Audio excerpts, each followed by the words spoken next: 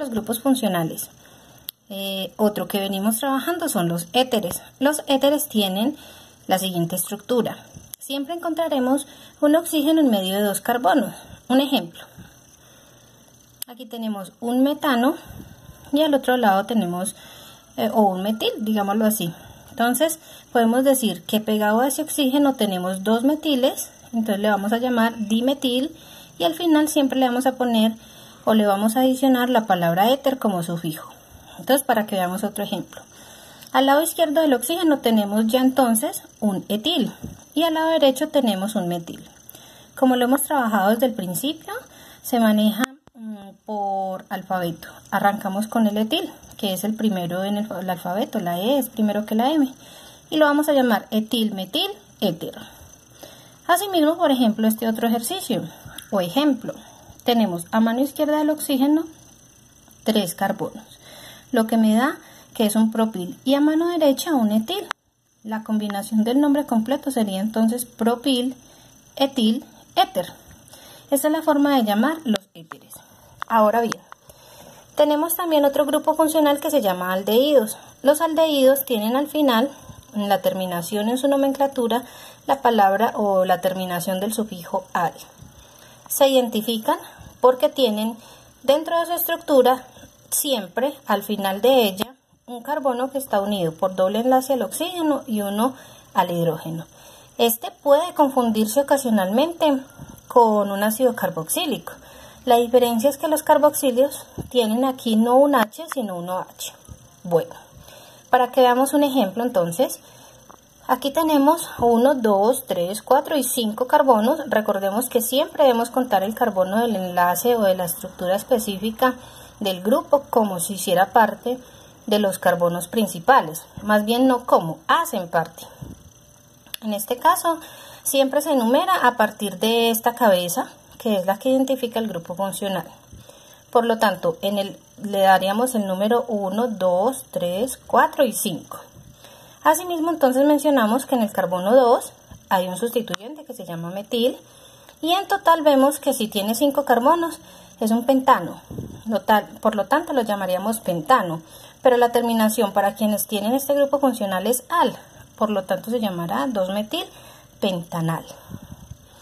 Otra forma de llamarlo, para el siguiente compuesto, por ejemplo, en este tenemos un compuesto que tiene varias cadenas, pero siempre tenemos que identificar dentro de la cadena principal el grupo funcional, es decir, el aldehído, ¿sí? En este caso entonces arrancamos a mencionar desde aquí la cadena 1, 2, 3, 4, 5 y 6.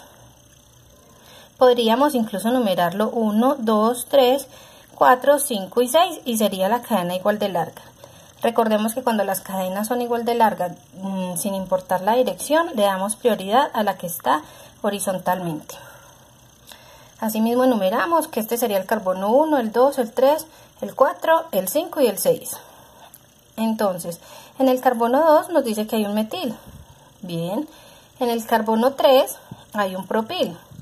Y en total es un hexano, pero que tiene una cabeza aldehído, por lo tanto se llama hexanal. Ahora bien, otro grupo funcional que tenemos que aprender son las cetonas. Las cetonas se identifican porque tienen un enlace del carbono con un doble enlace de carbono con oxígeno. Y este sí se encuentra habitualmente en medio de las cadenas. Para ello, el siguiente ejemplo. Tenemos que un compuesto que es 3,4,6 trimetil 2-heptanona. Entonces, hacemos inicialmente los 7 carbonos que hacen referencia al heptano.